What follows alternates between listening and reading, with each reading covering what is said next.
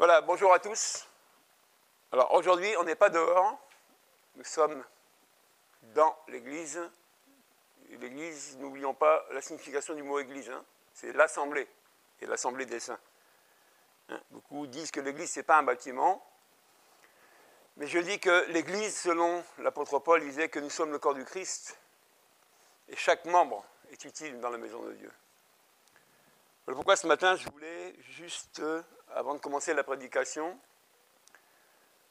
vous rappeler que l'Église, ce n'est pas le pasteur seulement.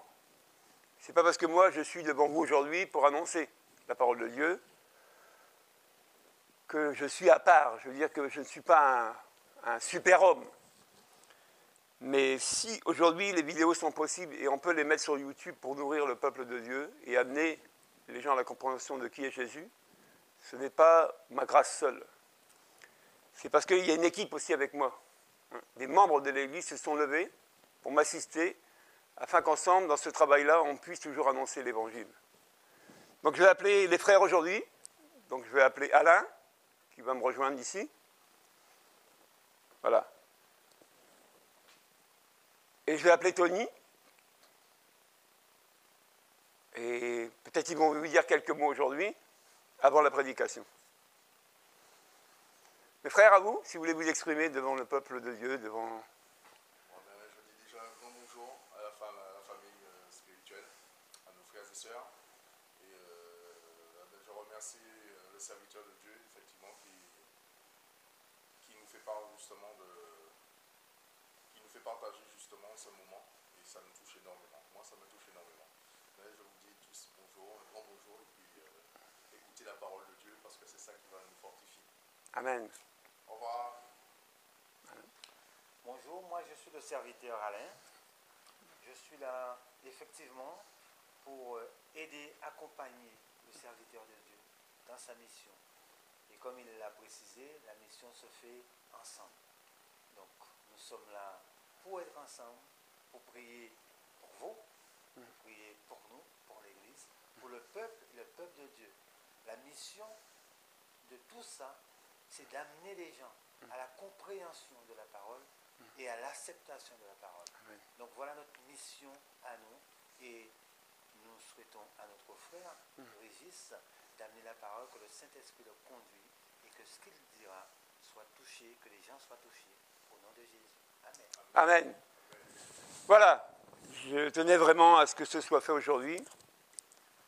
C'est toujours souvent les pasteurs qu'on met en premier plan, ceux qui sont amenés à prêcher l'Évangile, mais nous tous, on sert Dieu. Nous tous, on est utiles dans les mains de Dieu. Dieu n'appelle pas des gens à ne pas travailler. On a tous une mission, tous quelque chose à faire. Et la Bible est claire, elle dit que c'est quand on est fidèle dans les petites choses, il nous en confie des grandes. Ce que je vous dis, je l'ai vécu. Il y a 22 ans en arrière, mes premiers pas à l'église, je n'étais pas devant. Mais j'essayais de me rendre utile. Et quand le pasteur me disait, tu ne peux pas aller nettoyer les toilettes, je vais aller nettoyer les toilettes. Tu ne peux pas ranger l'église, je rangeais l'église. Vous voyez, on ne voit jamais ce qu'on fait aujourd'hui, la portée que sera demain devant Dieu. Donc aujourd'hui, on va voir un aspect où comprendre vraiment qu'est-ce que c'est qu'un être humain pour Dieu. Donc on va aller tout de suite dans la parole de Dieu, dans le psaume 8, au verset 4. Et il est dit, « Quand je contemple le ciel, œuvre de tes mains, la lune et les étoiles que tu y as placées, je dis, qu'est-ce que l'homme pour que tu te souviennes de lui, et le Fils de l'homme pour que tu prennes soin de lui. » Qu'est-ce que l'homme devant Dieu? Qu'est-ce qu'un être humain devant un grand Dieu? Ce texte dit que Dieu a créé le ciel, la mer, la terre et tout ce qui s'y trouve. Quand vous allez à l'extérieur, quand vous regardez en l'air, vous voyez le ciel. Tu ne sais pas où il commence, où il finit, tellement c'est une étendue grande et merveilleuse. Quand tu marches sur la terre, ici à Breteuil dans l'Oise, que tu vas aux Antilles, tu marches sur la terre des Antilles. Quand tu vas en Amérique, tu marches sur la terre. C'est la même terre, c'est la terre que Dieu a créée. S'il fallait la mesurer, c'est des milliers de kilomètres carrés, des millions de kilomètres carrés. Mais c'est l'œuvre de qui? C'est l'œuvre de Dieu, c'est Dieu qui a créé. Rendez-vous compte, ce texte il dit, qu'est-ce que l'homme pour que ce Dieu qui a tout créé se souvienne de l'homme? Est-ce que toi, dans ta propre famille, les gens se souviennent même de toi? Les gens ont même oublié que tu existes pour beaucoup. Eh oui. Peut-être tu as les gens qui disent, il est mort déjà depuis. Et un jour, ils voient ta vie, ah, tu vis encore, toi? Vous voyez, on ne se soucie même pas des gens. Pourquoi? Parce que l'homme ne pense toujours qu'à lui. Et l'homme ramène toujours tout à lui. Moi, j'ai, c'est moi, c'est moi. Mais on ne doit pas oublier que c'est Dieu qui nous a créés. Ce n'est pas nous qui avons créé Dieu. Et on ne s'est pas créé nous-mêmes. Il a fallu un commencement dans la création. Et regardez, la Bible, elle parle d'elle-même. C'est Dieu qui a tout créé. Le ciel, la terre. Et Dieu a pris soin de cette création. Vous savez, quand Dieu a créé les choses étaient précises. Il les a mises à leur place, bien distinctes. Et qu'est-ce qu'il a fait quand on a eu tout créé? Au bout d'un moment, il dit, je vais créer l'homme. Alors on va le lire ensemble. Genèse 1, versets 26 et 27. Aujourd'hui, je veux qu'on comprenne qu'est-ce que l'homme devant Dieu. Qu'est-ce que l'homme sans Dieu? C'est ça le plus important. On doit comprendre. C'est quoi? Donc je disais Genèse 1, versets 26 et 27.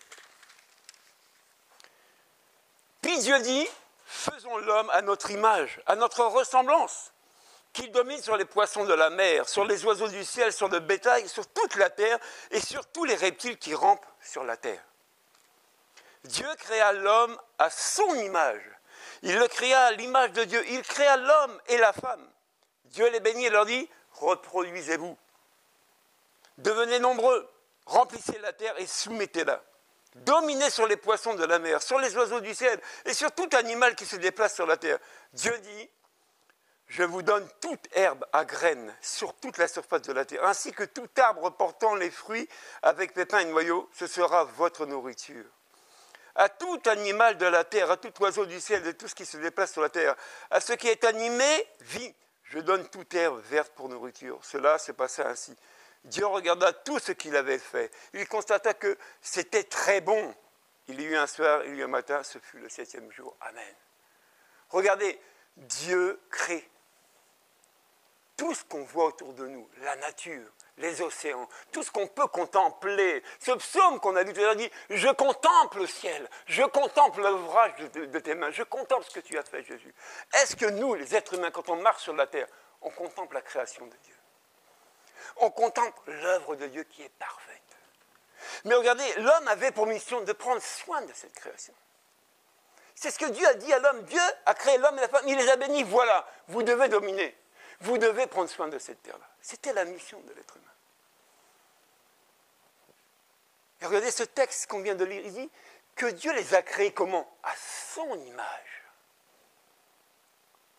Est-ce que nous, on considère et on reflète l'image de Dieu aujourd'hui? Dans notre attitude, dans notre manière de faire, de dire, de se comporter. Est-ce qu'on reflète l'image de Dieu? On n'a pas dit que Dieu a créé les hommes avec les yeux bleus et les cheveux bruns. Non, on s'est fait des représentations de Dieu. Mais bibliquement, on ne fait pas de représentation de Dieu, parce que Dieu est esprit. On ne représente pas un esprit. Vous comprenez? Nous, les hommes, on s'est fait des images de Dieu. Mais bibliquement, on ne peut pas faire l'image de Dieu. Par contre, nous sommes créés à son image, à sa ressemblance. Est-ce qu'on comprend ça? Alors, est-ce que moi, je suis l'image du Dieu vivant? Est-ce que moi, je reflète l'image de Dieu amour, du Dieu miséricordieux, du Dieu rempli de compassion? Est-ce que j'ai cette image-là? Est-ce que j'ai ces traits, l'aspect de Dieu en moi? Est-ce que c'est ça la valeur que j'ai pour Dieu? Est-ce qu'on considère ça aujourd'hui? Créé à son image, à sa ressemblance. Regardez l'apôtre Paul. Qu'est-ce que l'apôtre Paul disait? Soyez mes imitateurs comme je le suis de Christ. L'apôtre Paul a mis sa vie en règle pour devenir comme Jésus, pour imiter Jésus. On ne peut pas être comme Dieu, on ne sera jamais Dieu. Mais je veux dire par là qu'on doit lui ressembler. Et en lui ressemblant, les gens verront qui est Dieu à travers nous. Mais cette valeur que Dieu a donnée à l'homme, regardez le cadeau que Dieu a donné à l'être humain, il lui a tout donné. dit, jouis de toute ma création, elle est pour toi. Et comme toujours, l'homme a tout gâché. L'homme a voulu faire ce qu'il voulait. Dieu lui a dit, ne touche pas aux fruits de cet arbre. L'homme a touché. Vous voyez, nous, c'est-à-dire qu'on n'est jamais content, on n'est jamais satisfait, on veut toujours plus. C'est-à-dire que l'homme, dans son attitude aujourd'hui, cherche toujours à s'enrichir, cherche toujours plus. Regardez la technologie. Il y a des années en arrière, le téléphone portable n'existait pas. Les premiers qui sont sortis, ah, c'est quoi cette affaire-là? Et l'utilité de ce téléphone portable, c'était juste pour appeler, recevoir, être joignable, et joindre les autres. Ça ne servait qu'à ça. Regardez, en si peu de temps, on est arrivé à une technologie où les gens, du matin au soir, ont les yeux devant leur portable. Ils sont connectés à ces réseaux-là. Mais est-ce qu'ils sont connectés à Dieu? Tu ne peux pas avoir les yeux sur ton iPhone et les yeux vers Dieu, ce n'est pas possible. Regardez ce que l'homme a fait de ce que Dieu lui a donné. Alors l'homme ne peut manquer de rien avec Dieu. Il dit, j'ai fait l'herbe, j'ai tout fait pour que tu te nourrisses, j'ai tout mis à ta disposition. Mais regardez ce que l'homme en fait de ce que Dieu a mis à sa disposition. Regardez les cultures d'aujourd'hui. On fait quoi de nos cultures? On produit, on met des engrais, on donne de plus en plus. Mais c'est quoi les conséquences de ça? Les maladies, la pauvreté, la misère. Et de l'autre côté, il y en a qui engrangent. Et qui engrangent sur le dos des hommes. C'est-à-dire que l'homme s'enrichit sur le dos des hommes. Alors que la richesse de l'homme, c'est Dieu sa richesse. Nous, notre richesse, qui avons accepté Jésus, c'est Jésus notre richesse. Je suis plus riche que le milliardaire des milliardaires, parce que j'ai Jésus avec moi. J'ai celui qui a tout créé avec moi. J'ai celui qui dispose de tout pour moi. Donc je suis riche, plus riche que l'or et l'argent. J'ai plus que tout. J'ai Jésus. Aujourd'hui, pour ceux qui ont accepté Jésus, mais ils ne sont pas encore assez satisfaits. Ils cherchent encore autre chose. Donc Jésus, ce n'est pas suffisant. Il faut encore autre chose. Je disais à quelqu'un dernièrement, je dis, écoute, si tu trouves mieux que Jésus, viens me voir. Ben oui, s'il y a mieux que Jésus, s'il y a plus que lui, viens me voir. Mais jusqu'aujourd'hui, moi, je n'ai pas trouvé plus.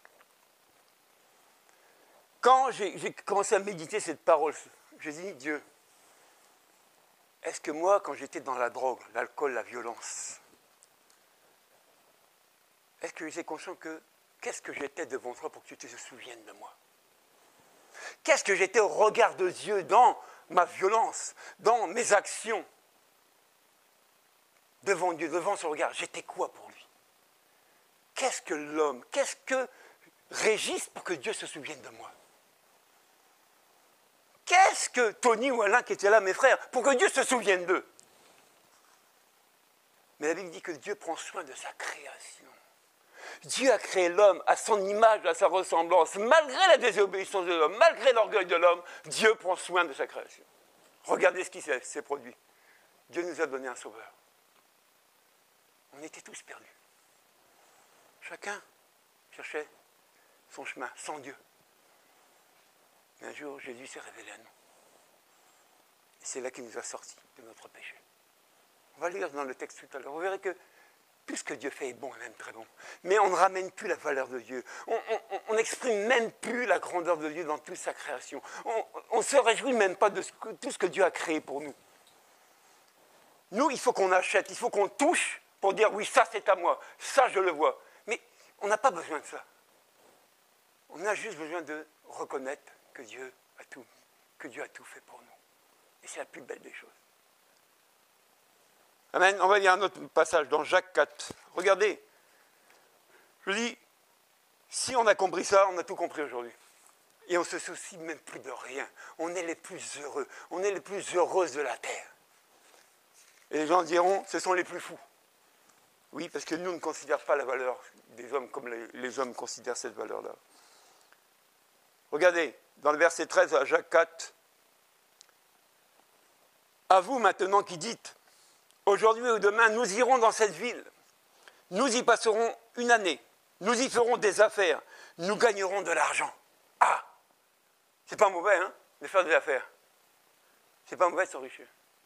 Dieu n'a rien contre la richesse. Dieu n'a rien contre les riches. Vous qui ne savez pas ce qui arrivera demain. En effet, qu'est-ce que votre vie? C'est une vapeur qui ne paraît que pour un instant et qui disparaît ensuite. Vous devriez, au contraire, dire, si Dieu le veut, nous vivrons, et nous ferons ceci, et nous ferons cela. Mais en réalité, vous vous montrez fiers de vos fanfaronnades. Vous vous frappez la poitrine de ce que vous faites. En gros, c'est ça. Toute fierté de ce genre est mauvaise. Si donc quelqu'un sait faire ce qui est bien et ne le fait pas, il commet le péché. Amen. Regardez combien de personnes n'ont pas des stratégies, ne réfléchissent pas à des plans pour s'enrichir davantage, pour engranger davantage de l'argent. Donc l'homme réfléchit toujours pour acquérir, et plus, et plus. Est-ce qu'on n'est pas dans un système aujourd'hui, dans le monde actuel, dans ce système-là? Il faut produire plus pour vendre plus. C'est le monde de la consommation. On vit l'époque du monde de la consommation. Mais qu'est-ce que ce texte dit? Il dit, en effet, qu'est-ce que votre vie? Est-ce que la vie d'un être humain, c'est passer son temps à gagner de l'argent, à s'enrichir? Mais c'est quoi cette richesse-là? On dit que celui qui pratique ça, cette richesse-là est mauvaise. Être riche pour Dieu, c'est ce que Dieu attend de nous. Soyons riches pour Dieu. C'est-à-dire que si Dieu te bénit dans les finances, si Dieu te bénit dans tes entreprises, gloire à Dieu. Mais qu'est-ce que tu fais de cette richesse que tu as amassée? Tu en fais quoi? Dernièrement, on a partagé ça. Si je vois mon frère dans le besoin et que je lui ferme mon cœur, comment l'amour de Dieu peut-il être en moi? Comment? Soyons riches pour Dieu. Et amassons pour les autres. Pour bénir quelqu'un, il faut avoir reçu. Mais quand on reçoit, est-ce qu'on en donne? Ou est-ce qu'on le garde pour nous? Est-ce qu'on fait nos projets, nos plans, et on imagine, je vais acheter ça, je vais acheter ça, je vais changer ceci. Mais est-ce que Dieu est dans ton affaire? Qu'est-ce que l'homme? Qu'est-ce que l'homme pour que Dieu se souvienne de lui? Qu'est-ce que l'être humain? La Bible dit que l'être humain ne paraît que pour un temps. Il n'est qu'une vapeur. Vous avez déjà vu une vapeur qui s'échappe, tu la vois un temps, tu ne la vois plus. Elle a disparu. On considère l'homme comme une vapeur. Je suis là aujourd'hui devant vous. Demain, je ne suis plus. Je suis comme une vapeur. J'ai paru un temps, je ne parais plus. Je suis comme une vapeur, j'ai disparu. Qui a le pouvoir de me donner la vie et de la reprendre? Ce n'est pas l'homme.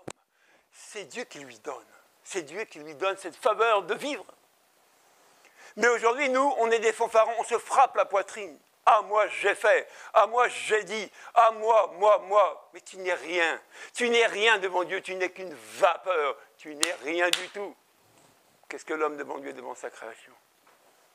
Regardez, les hommes marchaient à droite à gauche. Quand les tsunamis sont arrivés, une grosse vague de je ne sais pas combien de mètres, qu'est-ce que l'homme devant une vague comme ça? Qui a levé la vague?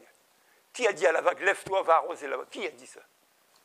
Regardez les tornades, les ouragans partout qui dévastent tout. Qu'est-ce que l'homme va faire devant ça? L'homme est impuissant. C'est-à-dire que l'homme sans Dieu est impuissant. Parce que la puissance, c'est Dieu qui la détient et qui la donne à l'homme. C'est Dieu qui renouvelle l'intelligence des hommes. Donc je dis, mettons à profit ce que Dieu nous donne. Pour lui, pas pour nous. Mettons à profit l'intelligence qu'il nous donne de pouvoir faire des choses pour lui, pas pour nous. L'être humain a pour habitude de faire d'abord pour lui. Parce que pour beaucoup, Dieu, on s'en fout, on s'en contrefout. On va lire un texte qui parle de ça. Éphésiens 2, versets 1 à 9. Ce matin, je voudrais vraiment qu'on reconsidère qui nous sommes devant Dieu. Et qui est ce Dieu pour nous? On parle de Dieu du haut en bas aujourd'hui. Mais est-ce qu'on parle de Dieu pour nous ou pour lui? Qu'est-ce qu'on fait aujourd'hui pour Dieu? C'est la question que je vous pose. Si vous êtes dans vos foyers en ce moment, en train d'être bien assis, réfléchissez. Qu'est-ce que tu es devant Dieu et pour Dieu? Tu es qui? Tu fais quoi? Est-ce que tu considères que Dieu t'a tout donné? Il t'a donné le droit et l'autorité de dominer sur tout. Mais qu'est-ce que tu fais de ce droit qu'il t'a donné? Éphésiens 2, au verset 1. Quant à vous, vous étiez morts à cause de vos fautes et de vos péchés, que vous pratiquiez autrefois conformément à la façon de vivre de ce monde, conformément au prince de la puissance de l'air, de l'esprit qui actuellement est à l'œuvre parmi les hommes rebelles. Nous tous aussi, nous étions de leur nombre. Notre conduite était dictée par les désirs de notre nature propre. C'est ce que je vous disais tantôt. Moi, je veux. Moi, j'ai décidé. Puisque nous accomplissons la volonté de la nature humaine et de nos pensées, nous étions, par notre condition même, destinés à la colère, tout comme les autres. Celui qui a le Fils a la vie. Celui qui n'a pas le Fils n'a pas la vie, mais la colère de Dieu demeure sur lui. Pour ceux qui n'ont pas Jésus, la colère de Dieu est sur eux. Au verset 4, il est dit « Mais Dieu est riche en compassion. À cause du grand amour qu'il nous a aimés, nous qui étions morts en raison de nos fautes, il nous a rendus à la vie avec Christ. C'est par grâce que vous êtes sauvés. Il nous a ressuscités et fait asseoir avec lui dans les lieux célestes en Jésus-Christ. Il a fait cela afin de montrer dans les temps à venir l'infinie richesse de sa grâce, par la bonté qu'il a manifestée envers nous en Jésus-Christ. En effet, c'est par la grâce que vous êtes sauvés par le moyen de la foi. Et cela ne vient pas de vous, c'est le don de Dieu. Amen. Nous étions de ceux qui commettaient des fautes, de ceux qui commettaient des crimes. Nous étions de ceux qui dormaient dans le péché, qui se vautraient dans les choses sales. Nous étions de ceux-là. Mais regardez ce que la Bible nous dit au verset 4. Mais Dieu, qui est riche en compassion, à cause de son grand amour dont il nous a aimés. Jean 3,16 nous dit quoi?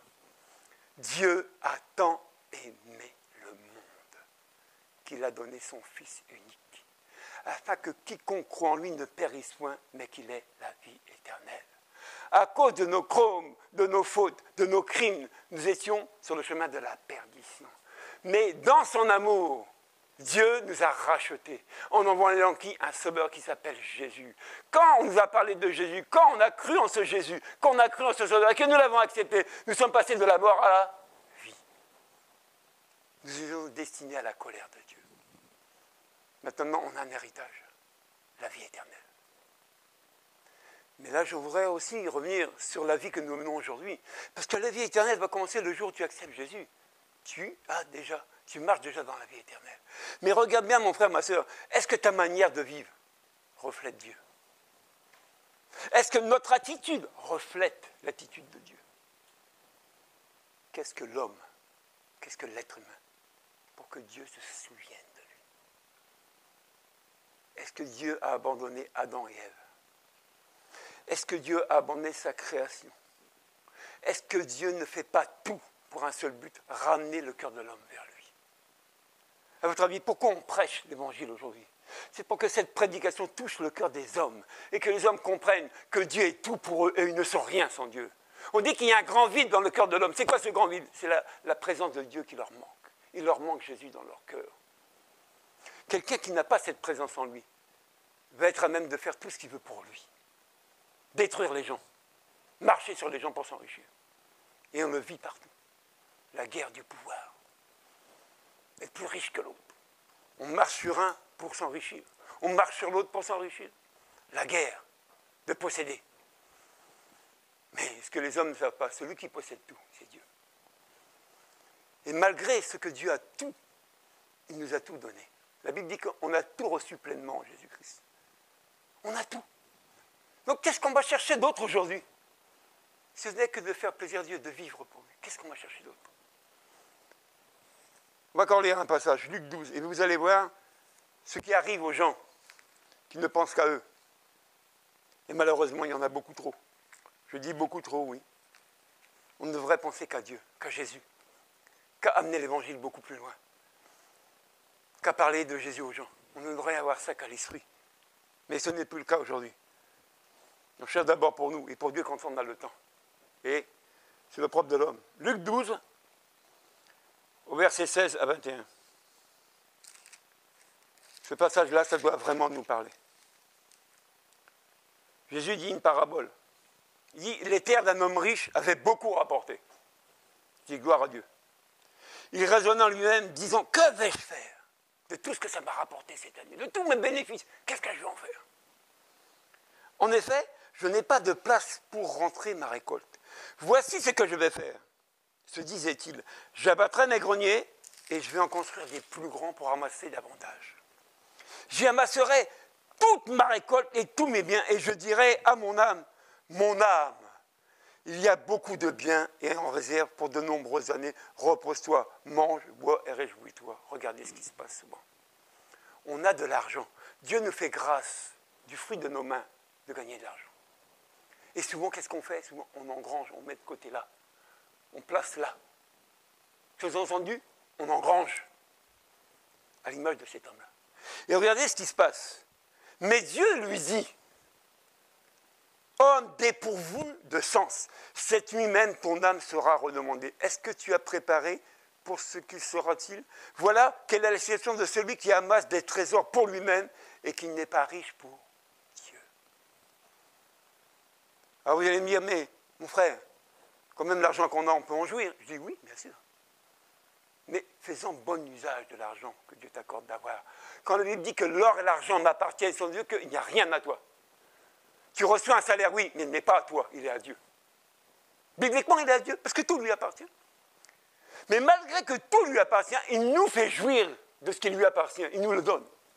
Maintenant, comment on utilise ça? C'est pour ça que tout à l'heure, je disais au début du message, l'Église, ce n'est pas moi. L'Église, c'est les frères, mes sœurs. Ça, c'est l'assemblée des saints. C'est ce qui forme le corps du Christ. C'est nous tous. Et c'est ça la richesse de l'Église. C'est nous tous ensemble, avec les talents que Dieu nous a donnés, les dons. C'est ça qui fait la force de l'Église. C'est nous tous. Et si nous tous, on a compris le message d'aujourd'hui, mais on va devenir vraiment riche pour Dieu. Mais si on n'a pas compris, on restera riche pour nous-mêmes. On va être riche pour nous-mêmes. Mais ça, ce n'est pas le but de Dieu. Ce n'est pas son plan. Ça, c'est le plan des hommes, de s'enrichir. À votre avis, pourquoi aujourd'hui, en 2020, de toutes les catastrophes qui s'accumulent d'année en année, de plus en plus terribles, où on constate que l'homme est impuissant, l'homme ne peut plus rien faire.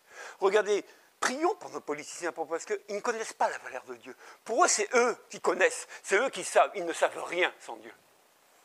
Priez que Dieu se révèle à eux, afin qu'ils aient de quoi prendre des bonnes dispositions pour les hommes. On n'utilise pas un homme comme du bétail ou comme une machine. Parce que l'homme est important devant Dieu. Dieu l'a créé à son image, à sa ressemblance. Dieu n'a pas créé un homme pour qu'il souffre. Dieu n'a pas créé un homme pour qu'on le diminue. Non. N'oublions jamais que quand on touche un cheveu de la création de Dieu, on touche à Dieu. Faites très attention. Quand tu maudis quelqu'un que Dieu a créé, tu maudis Dieu en même temps. Mais quand tu fais du bien à ce quelqu'un-là, tu fais du bien aussi à Dieu. On ne réalise jamais la récompense qui nous attend. Lisez l'Apocalypse, c'est décrit un peu la Nouvelle Jérusalem, c'est décrit sur quoi on va marcher, sur quoi on va vivre. Mais moi je dis, je peux dire comme Paul, mourir m'est un gain. Vous savez, aujourd'hui, à cause, et je reviens, ce n'est pas le cadre de la prédication, mais qu'on parle du virus qui sévit, et d'autres qui vont arriver. Et puis d'autres guerres, on ne sait pas comment ça va prendre de l'ampleur. Mais la Bible dit que le mal va s'amplifier, automatiquement ça va s'amplifier. Mais quand je considère ça, des fois je dis Dieu. Si je dois mourir aujourd'hui, je meurs. Parce que quand mourir m'est un gain, je meurs, je connais ma destinée, je connais ma destinée, je sais où je vais, je sais ce qui m'attend, c'est écrit. Dieu n'a rien caché, il nous a tout donné. Dieu ne peut pas nous trahir, nous mentir, il a tout mis à notre destination. Il suffit de le lire pour connaître ta destination et où tu vas aller, comment tu vas vivre l'éternité. C'est écrit. Prenez le soin de lire la Bible, c'est écrit. Donc, au lieu de se lamenter, au lieu de se rendre, on devrait plutôt se réjouir que devant Dieu, l'homme a une valeur, a une importance. N'oubliez pas le texte que nous étions, comme un grand nombre, à cause de nos péchés, de nos fautes, nous étions privés de la grâce. Privés. Mais aujourd'hui, nous sommes sous cette grâce-là. Dieu nous l'a manifesté. On dit que c'est un don de Dieu, c'est gratuit. On n'a pas besoin d'argent pour payer la grâce de Dieu. On n'a pas besoin d'argent pour acheter Dieu. Non, puisque Dieu nous donne de l'argent. Mais on en fait quoi? On achète quoi avec? On va continuer longtemps à amasser pour nous-mêmes. J'étais qu'une sœur de mon téléphone. Elle habite, elle est native du Congo. Et elle me faisait part de la tristesse des gens là-bas. Et de l'église dans l'état où elle était là-bas. Je lui dis, Dieu, je ne peux pas rester insensible. Nous, ici, on a des bâtiments corrects. On a un pupitre, on a un micro-cravate, on a une technologie. Nous, ici, gloire à Dieu. Ils n'ont pas tout ça là-bas, mais ils aiment Jésus. Je dis, j'ai pris la décision, je vais investir de cette œuvre qui est là-bas. Même si je ne vois pas ce qu'ils font là-bas, même si je n'ai même pas un seul pied dans leur église au Congo, je m'en moque. je vais semer. Ce que Dieu me donnera d'avoir, je vais aussi contribuer à cette œuvre là-bas. Amen.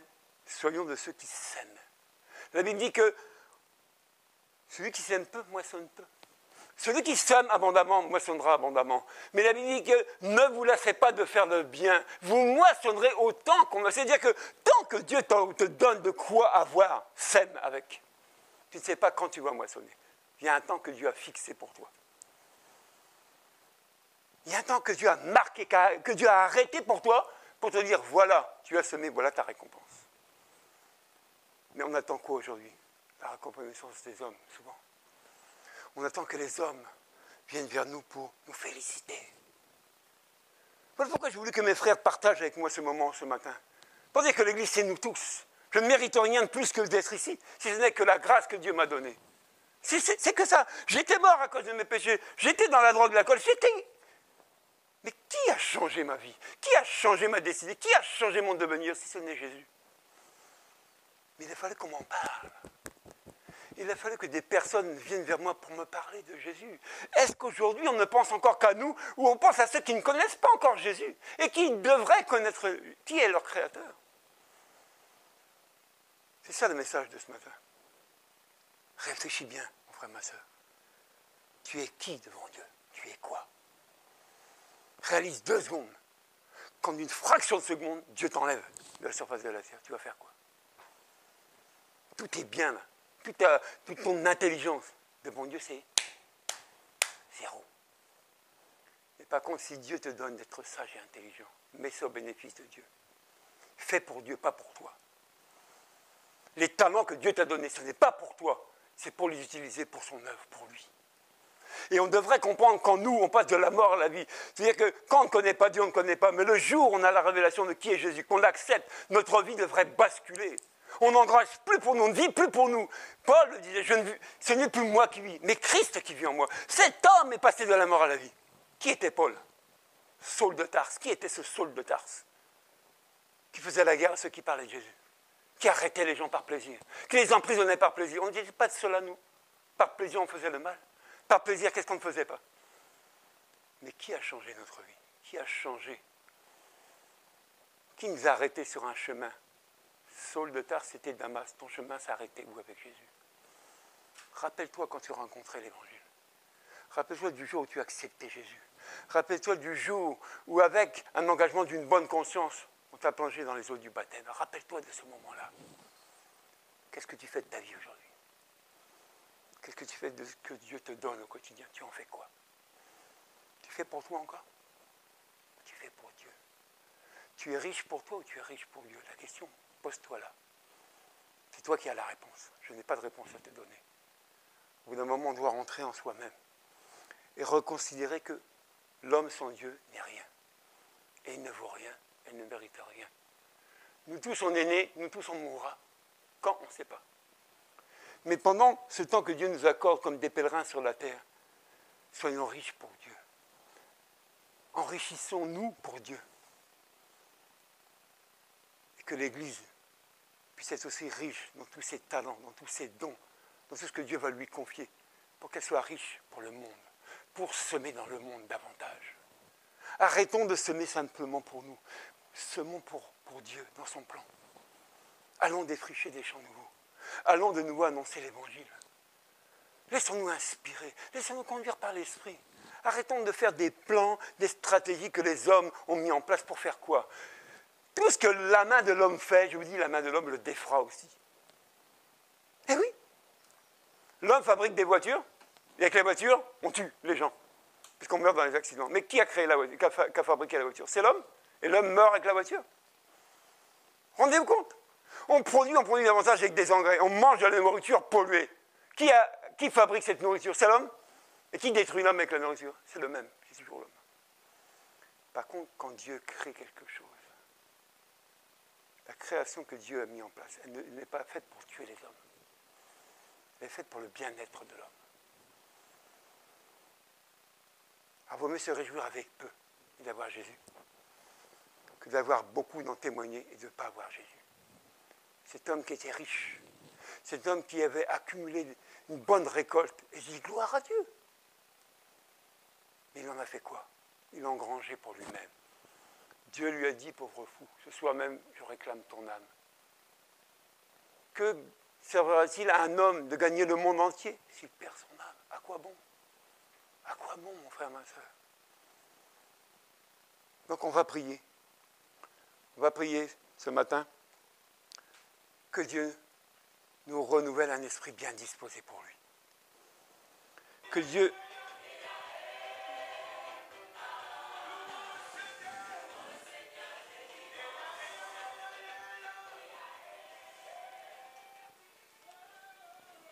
Seigneur, nous voulons te bénir encore en ce jour.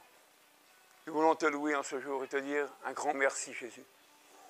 Merci pour la vie, qui est plus que la nourriture, plus que le vêtement. Merci de ce que nous reconsidérons qui nous sommes devant toi. Cette parole de ce matin nous met devant toi, nous tous, dans ce questionnement. Qu'est-ce que l'homme pour que Dieu se souvienne de lui? Qu'est-ce que nous sommes, nous, devant toi, ô Dieu? Qu'est-ce que l'homme devant toi? Et qui est Dieu pour l'homme aujourd'hui?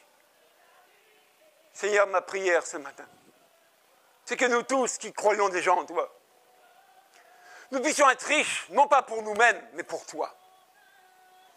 Et que ceux qui ne te connaissent pas, comme nous étions autrefois, la Bible en parle, nous étions comme eux autrefois, sans Dieu, qu'ils puissent découvrir cette richesse que tu es, Jésus. Et qu'ils puissent croire en toi pour que tu changes leur vie. Seigneur, je crie en toi encore ce matin pour ton Église. Tu dis, je bâtirai mon Église. Tu bâtis ton Église avec les pierres précieuses que tu te choisis. Nous sommes ton Église, Jésus. Nous sommes membres du corps du Christ. Nous sommes l'Église de Dieu. Mais là aussi, je crie à toi. Est-ce que l'Église est riche pour elle-même ou riche pour Dieu? De quelle richesse parle-t-on encore aujourd'hui? Ce n'est de cette richesse d'amour que Dieu nous a manifesté. Un amour grand, un amour merveilleux que Dieu nous a manifesté en envoyant son Fils Jésus. C'est de cet amour-là, ô Dieu, que nous parlons aussi de ce matin. Cette richesse qui t'appartient, que tu nous as donnée. L'amour. Seigneur, accorde-nous cette faveur ce matin. Que chacun soit responsable de ses actes. Que chacun reconsidère ses voies selon toi, ô Dieu, pas selon lui-même. Et que nul dans son cœur ne se glorifie d'être quelque chose. Nous ne sommes rien sans toi. Et nous ne valons rien sans toi. Celui qui nous donne de la valeur, c'est toi. Celui qui nous donne tout, c'est toi. Notre vie, Seigneur, dépend de toi. Si tu nous fais vivre, c'est une grâce, une faveur. Et chaque jour que tu fais, c'est un jour nouveau. Aujourd'hui encore, nous sommes là, en train d'annoncer ta parole. Quelle grâce avons-nous, Jésus? Quelle richesse avons-nous reçue de toi? Nous avons tout. Rien ne peut nous manquer. Parce que depuis la création, tu as tout donné à l'homme à gérer. Tu as tout mis à sa disposition. Et nous jouissons, nous tous, de ta création, ô Dieu. Alors, que faisons-nous de cette création que tu nous as donnée? Comment utilisons-nous cette création que tu nous as offerte? Est-ce que nous jouissons totalement de cette création? Et comment l'utilisons-nous aujourd'hui? Seigneur, je te bénis encore en ce jour, jour de grâce, jour de salut. Que ta parole, Seigneur, touche les cœurs. Que ta parole ramène, Seigneur, tes enfants vers toi. Et qu'ils reconsidèrent qui ils sont devant toi et sans toi. L'homme n'est rien sans toi. C'est toi qui es tout pour l'être humain. Parce que tu lui as tout donné. Seigneur, je prie aussi pour cette image que nous devrions avoir pour te refléter, pour te glorifier. Tu dis que nous sommes créés à ton image, à ta ressemblance. Est-ce que réellement je reflète ton image? Dans mon attitude, dans mes propos, dans ma manière de vivre. Est-ce que je te reflète, Jésus? Là aussi, Seigneur, accorde-nous ta faveur, que chemin faisant, nous puissions encore abandonner nos mauvaises voies, nos mauvaises tendances, nos mauvaises attitudes, rien que pour une seule chose, te plaire, te ressembler, être à l'image du Fils. C'est notre objectif. Voilà pourquoi, Seigneur, je te bénis en ce jour. Et je t'en rends toute la gloire. Au nom de Jésus-Christ. Amen.